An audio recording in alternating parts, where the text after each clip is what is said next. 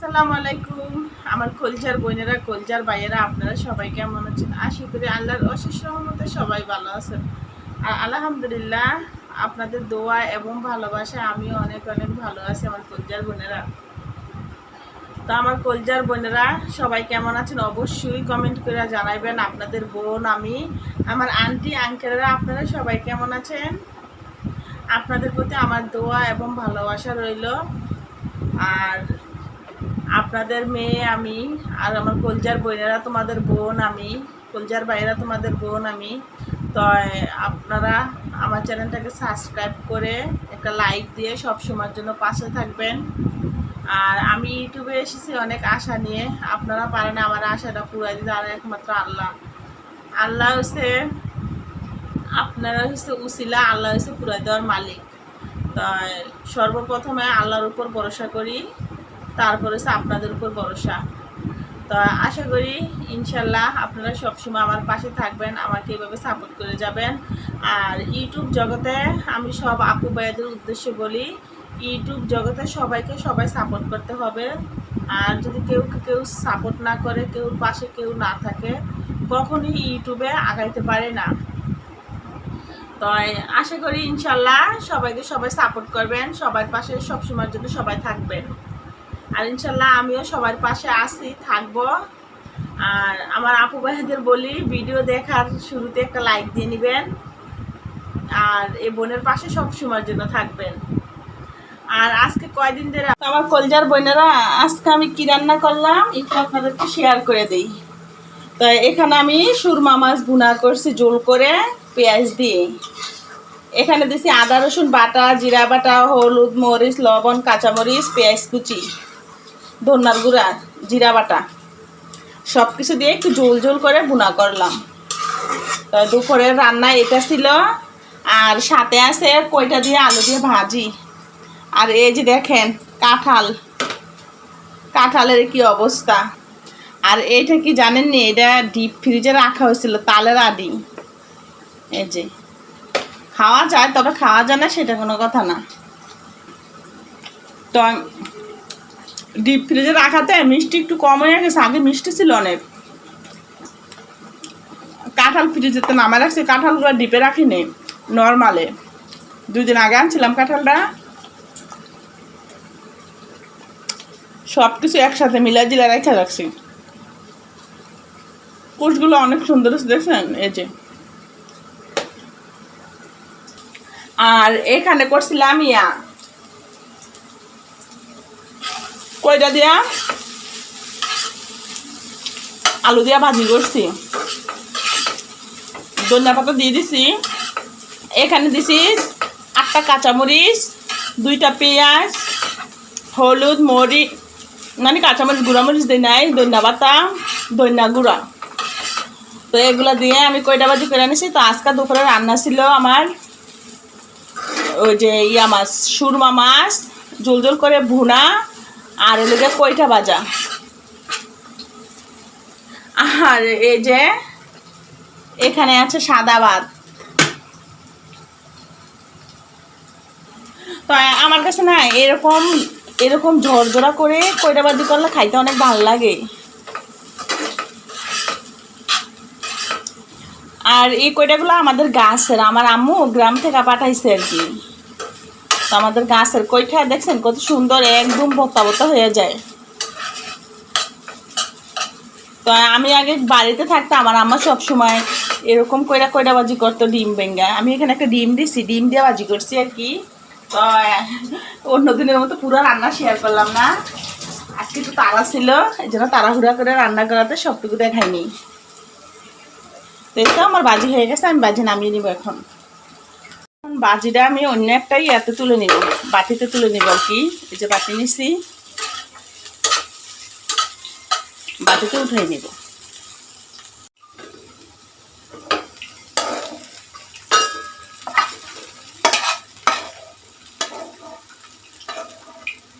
আর এরকম আছে না, হলুদ কম দিয়া ভাজি করলে কিন্তু, এই কয়টা ভাজি ডিম ভেঙা ভাজি করলে খেতে কিন্তু অনেক ভালো লাগে গরম গরম ভাতের সাথে। অবশ্যই আমার এই রেসিপিটা একটু ট্রাই করে দেখবেন। এরকম করে রান্না করলে খেতে কি আসলে ভালো লাগে না তো একটু ভাতটা সেকা দিয়ে নিব আর কি। তো দুপুরে রান্না ছিল ভাত, কয়টা ভাজি আর এলাকা মাছ বোনা। যতটুকু রান্না করছি আল্লাহর কাছে হাজার হাজার শুকরিয়া। নামাজ পড়া খাওয়া দাওয়া যেমন নিয়ে আসলাম ভাত তরকারি খাবো আর কি। ইয়াটা নিয়ে আসো মুসা, ওই যে পুরান চাদরটা বিছামো আব্বু। তো বাদ দিয়ে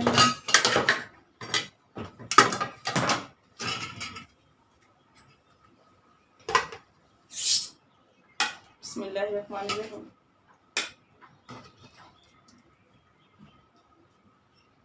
রান্না হয়েছে কখনই, ওই যে গোসল করলাম, কাপড় ধুইলাম, ঘর মুছলাম, নামাজ কালাম পড়লাম। তো আমার সাথে সাথে আমার ছেলেও নামাজ পড়লো, গোসল করলো। আমি বলছিলাম ওরে, আব্বু তোমার আম্মু ভাত আগে আগে দিয়ে দিয়ে তুমি খাও, কিন্তু খায় নাই। আমি নিজের খাওয়াই দিলে ও খাইব, ওর তো নিজের হাতে খাইয়া কোনোদিনই অভ্যাস নেই।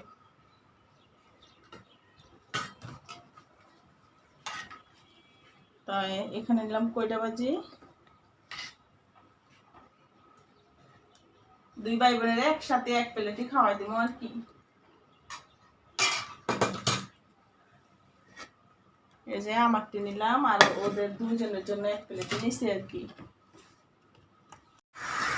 বৃষ্টি হচ্ছে, বৃষ্টি বৃষ্টি বিকালবেলা এখন বৃষ্টি হইতেছে, এখন 4টা বাজে, দুপুরের পরে বৃষ্টি হচ্ছে। এই দিনের বৃষ্টি নাকি সব জায়গা দেওয়া হয় না।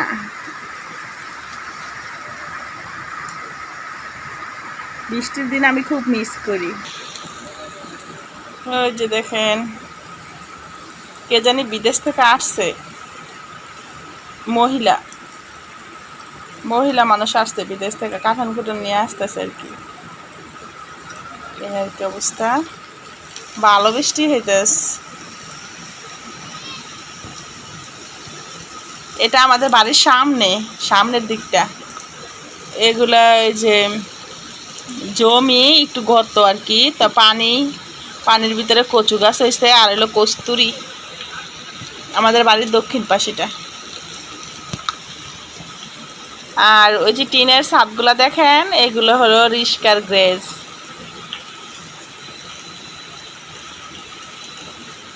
তা আমার কাছে না বৃষ্টির দিনগুলো অনেক ভাল লাগে, বৃষ্টির মুহূর্ত আমি অনেক মিস করি। তাই লাগিয়ে দিলাম। তো ছেলে মেয়ে দুজনই ঘুমাইতেছে, আর এদিক দিয়ে আমি ভিডিও করতেছি বৃষ্টি দেখে। তো খাবার দাবার রেডি করলাম, বিসমিল্লাহির রহমানির রহিম। মশলা খাবার দিতেছি, বিসমিল্লাহ।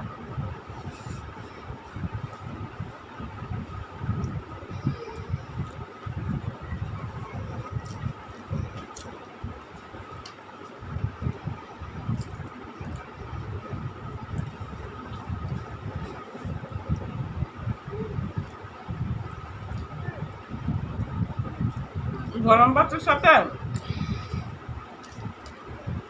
কয়টা বাজিটা কিন্তু সেই স্বাদ। তোমরা নাও নাও।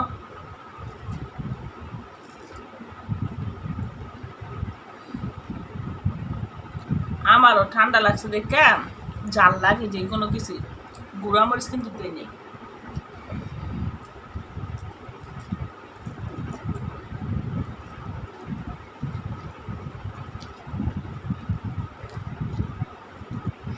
তো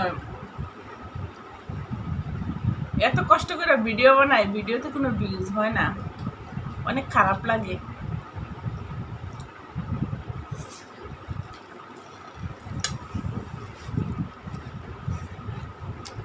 আমার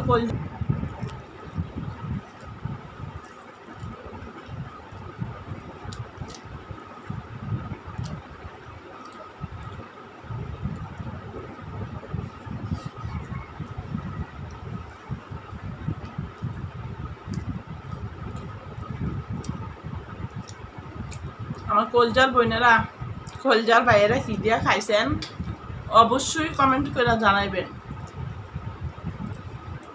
আর আমার আপুরা ভাইয়ারা ভিডিও দেখার শুরুতেই প্রথমে একটা লাইক দিবেন। আর আপনাদের বোনের পাশে সবসময়ের জন্য থাকবেন। আর একটা কথা, আপনাদের চ্যানেলে যদি আমার যেতে একটু দেরি হয়, প্লিজ তোমরা কেউ কাটে যাবে না, অপেক্ষা করবে।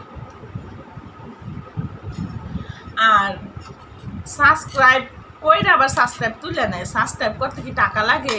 সাবস্ক্রাইব করতে তো টাকা লাগে না, পয়সা লাগে না। আমি যে কোনো কেউ ভিডিও দেখলে সাবস্ক্রাইব করে দিই। ওই যাদেরকে নাকি এগুলো বলা কিন্তু ঠিক না। আপু উপহার দিয়ে গেলাম, রেখে গেলাম, আসলে এগুলো বলা ঠিক না। তারপরও বাধ্য হয়ে বলতে হয়। না বললে কি মানুষ বুঝে না? একজনের চ্যানেলে বারবার গেলে দিলে অবশ্যই সাবস্ক্রাইব করছে দেখেই তো গেছে, দিছে, ঠিক না? মানুষ এটা বুঝতে চেষ্টা করে না। আমার একটা আপু গত 3 দিন অথবা 4 দিন আগে বন্ধু করছে। তো বন্ধু করছে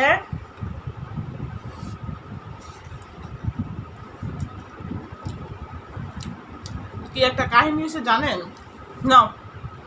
আপু না, একটা কাহিনী হয়েছে কি, উনি আমাকে বন্ধু করছে।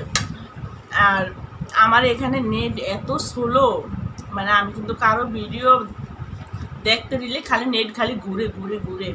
তো আমি যত কটা দেখতে পারি ভিডিও দেখি।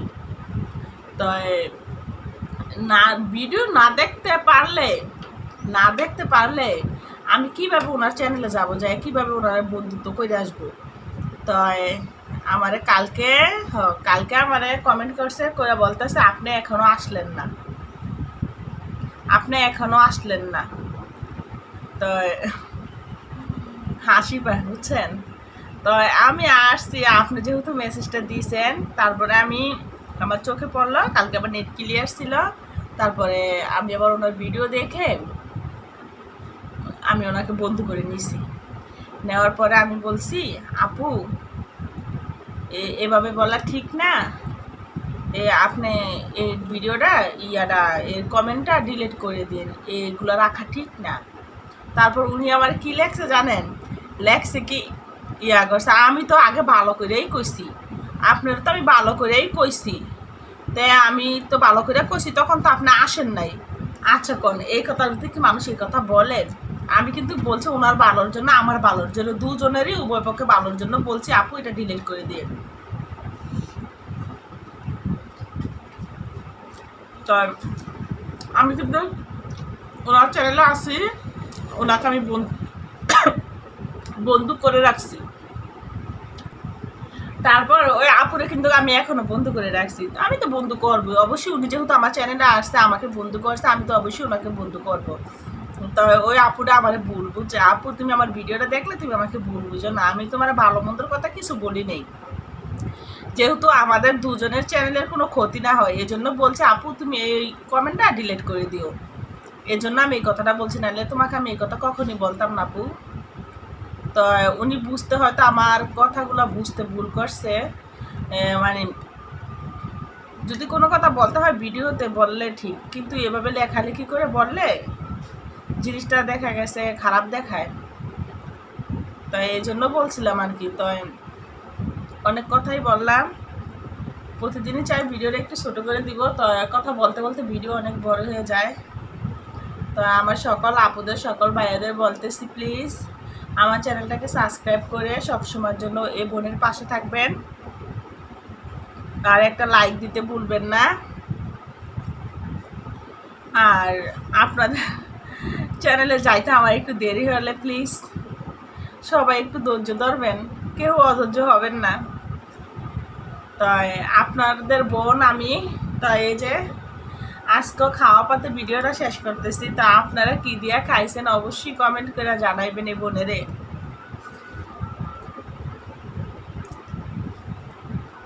তো আমার কলজার বোনেরা ভালো থাকবেন, সুস্থ থাকবেন, আপনাদের জন্য দোয়া এবং ভালোবাসা রইল। তো ভিডিওটা এখানে খাওয়া পাতে শেষ করলাম। আল্লাহ হাফেজ।